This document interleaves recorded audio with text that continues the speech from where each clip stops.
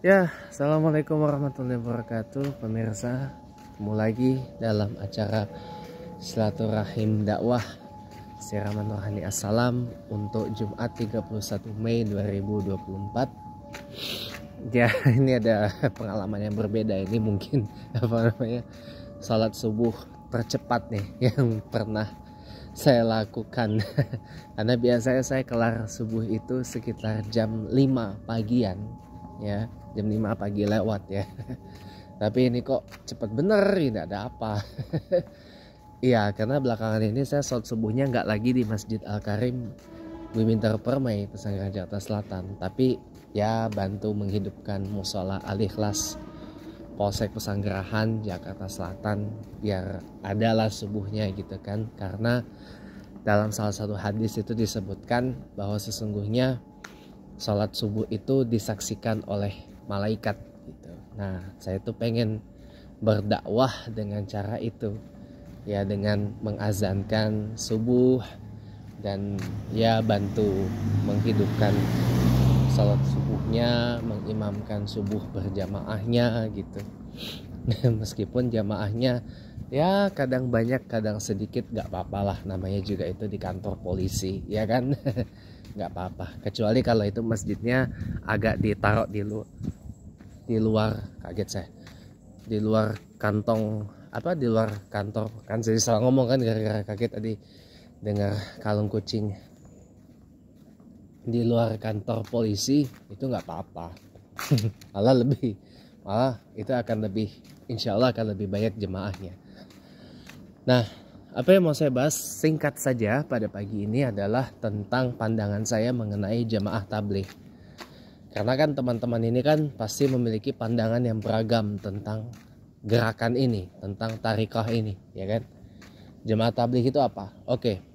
Jamaah tabligh ini adalah sebuah gerakan dakwah, ya. Gerakan dakwah yang didirikan oleh Maulana Muhammad Ilyas. Asal muasalnya ini dari, sebenarnya ya ada yang mengatakan dari Pakistan, ada juga yang mengatakan dari India.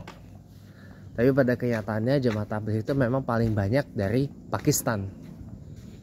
Ya, kalau di samping juga dari India dan ada juga yang dari Bangladesh.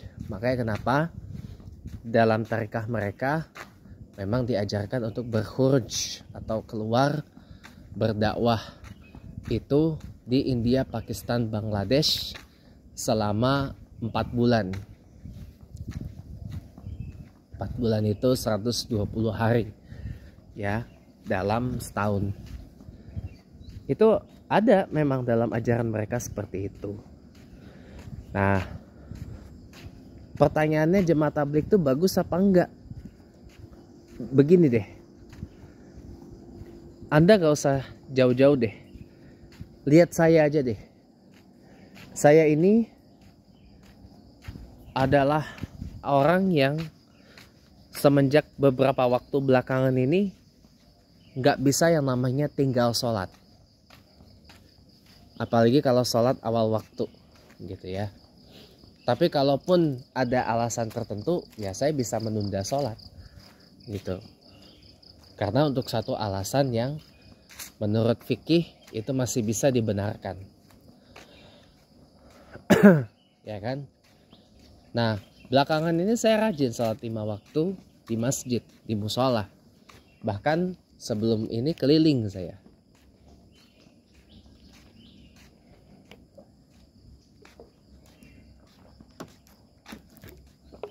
Pertanyaannya, itu karena pengalaman saya berinteraksi dengan teman-teman yang tinggal di daerah perumahan Bumitar Permai, Pesanggerahan Jakarta Selatan dan sekitarannya yang aktif di jamaah tabligh. Nah, berarti jamaah tabligh itu bagus apa enggak? Ya silakan Anda yang nilai sendiri. Ya. Saya nih yang tadinya begitu nyepelein sholat, sholatnya cuma maghrib isya doang, kemudian bergerak menjadi 5 waktu. Ya, saya dulu sholat di masjidnya itu cuma maghrib isya doang, subuh zuhur asar di rumah dulu. Sekarang 5 waktu, subuh sampai isya di masjid terus, di musala terus. Itu semua berkat pengalaman saya bergaul, berinteraksi dengan yang namanya jemaah tabligh. Nah, silakan dan nilai sendiri. Bagus apa enggak itu jemaah tabligh itu? Anda yang nilai. Berkaca dari pengalaman saya tadi. Ya. Pandangan saya selama ini jemaah tabligh bagus. Keren dia. Jadi dia itu, ini murni dia ini gerakan dakwah. Gerakan dakwah yang sama sekali tidak ada niat untuk menyinggung siasah atau politik. Bukan partai, tapi sebuah tarikoh. Sebuah pergerakan, bukan juga sebuah jam'iyah atau organisasi jemaah tabligh ini. Nah, mereka ini kan keluar ini untuk berdakwah, mengingatkan kembali kepada saudara-saudari muslim kita agar hidup sesuai dengan tuntunan dan sunnah Nabi Muhammad Sallallahu Alaihi Wasallam. Dan masih banyak. Cuman begini, ada beberapa hal yang memang saya agak kurang suka atau kurang sependapat. Contoh, kadang-kadang orang yang narrow minded ini ada satu teman saya jemaah tabligh itu ya, dia mengatakan kok kamu tidak jenggotan. Saya kamu tuh maksudnya rujuk ke saya, kok kamu tidak jenggotan, padahal kan ngikut sunnah Nabi itu jenggotan apa segala macam. Ya saya skak dengan mengatakan, lah orang saya nyamannya nggak berjenggot, saya nyamannya nggak berkumis, lah masalahnya di mana gitu. Ya memang dengan berjenggot, dengan berpenampilan seperti Nabi Muhammad SAW, kalau Anda ngaji kitab Syama'il ya, itu memang ada pahalanya, bukan ada lagi, ada banget pahalanya.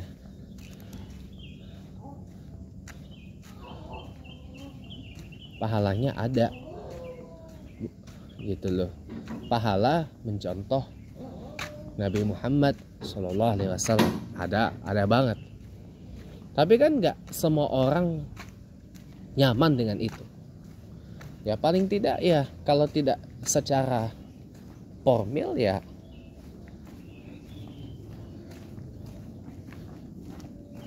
secara substansinya saja jalan.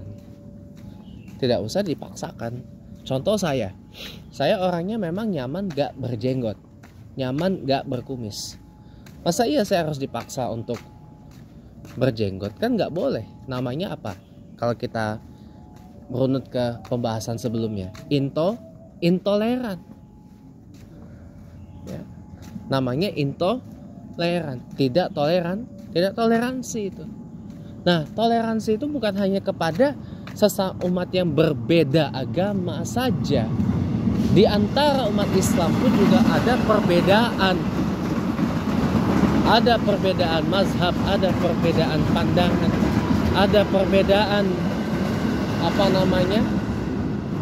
macam-macam. Pokoknya di dalam umat Islam sendiri ada perbedaan. Contoh saya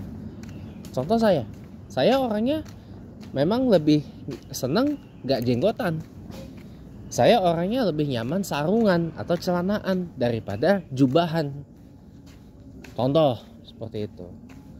Saya orangnya lebih nyaman pakai baju biasa, pakai baju muslim biasa atau baju kemeja biasa, ya, daripada jubahan. Nah,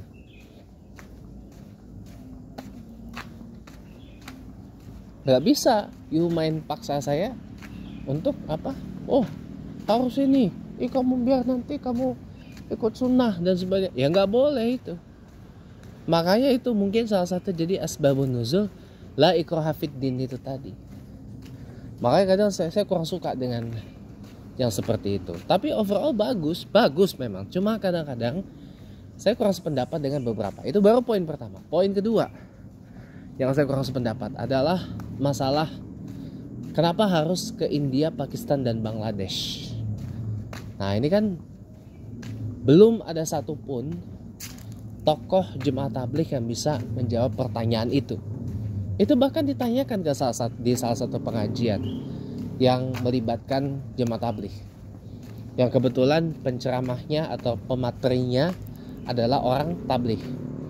Ditanya, lah kenapa Pak jemaah tabligh itu harus keluar ke India, Pakistan, Bangladesh 4 bulan? Gitu. Ini sebenarnya sudah disinggung oleh Profesor Abdul Somad Batubara ya. Kalau itu ya temui aja gurunya, guru yang punya sanad keilmuan pada Rasulullah Muhammad SAW. Dan satu lagi, jemaah tabligh ini yang saya kurang begitu paham itu adalah mereka hanya bersandar pada 2 kitab, Fadilah Amal dan Fadilah Sedekah, tapi kurang mengkaji kitab lain. Jadi kurang mengkaji kitab lain, dan yang keempat, mereka ini terlalu eksklusif, kurang terbuka kepada masyarakat. Ya, kurang terbuka pada masyarakat. Jadi ketika mereka berkegiatan, mungkin ya ini kan normanya orang Indonesia kan biasanya lapor dulu ke RT RW kan, kalau ada tamu kan, tamu harap lapor RT RW gitu kan. Ini enggak, lapornya hanya ke pengurus masjid. Lapornya hanya ke pengurus masjid tok gitu. Nah, itu mungkin yang sebagian orang kurang suka itu. Jadi makanya mereka kegiatan dakwahnya rawan ditolak gara-gara mungkin salah satunya itu, ada kurang sosialisasi dengan masyarakat gitu. Itu pandangan saya. Tapi overall ya, jemaah tabligh menurut saya itu adalah satu hal yang positif ya. Jadi bisa membangun silaturahim antar umat, lalu kemudian juga menginikan rezeki, meluaskan rezeki, dan juga manjangkan umur. Ya, itu pandangan saya. Jadi overall bagus memang. Cuman kalau ada yang kurang, ada beberapa hal yang saya kurang sependapat, itu wajar. Tapi secara umum bagus ini. Malah saya mendorong Anda kalau mau memang giroh dakwahnya ada, ikutlah jemaah tabligh. Daripada Anda bergiroh dakwah dengan dibungkus judulnya apologet Islam gitu ya di media sosial, di TikTok, tapi ujungnya malah menghujat umat yang beragama di luar Islam dengan kata-kata yang tidak karu-karuan. Jangan. Kalau giroh dakwah Anda bagus, ya ikutlah jemaah tabligh. Ikutlah jemaah tabligh, ikut khuruj 3 hari dalam seminggu misalkan, 40 hari dalam sebulan, atau 4 bulan dalam setahun, atau setahun seumur hidup. Ikutlah gitu. Malah bagus. Insya Allah akan ada banyak perubahan yang ada dalam diri Anda kalau memang serius gitu. Tapi ingat, sebelum Anda ikut keluar dakwah jemaah tabligh, pastikan rumah aman. Ya, pastikan rumah aman, anak istri aman gitu ya. Kalau mau ikut yang kegiatan masturoh, pasutri gitu ya, pastikan rumah aman. Itu aja. Ya, itu aja. Sekian, terima kasih. Assalamualaikum warahmatullahi wabarakatuh.